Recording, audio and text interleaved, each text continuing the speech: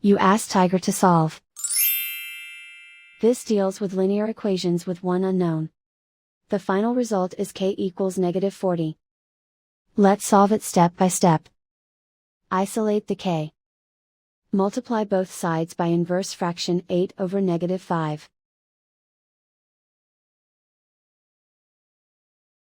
Move the negative sign from the denominator to the numerator. Group like terms. Multiply the coefficients. Simplify the arithmetic.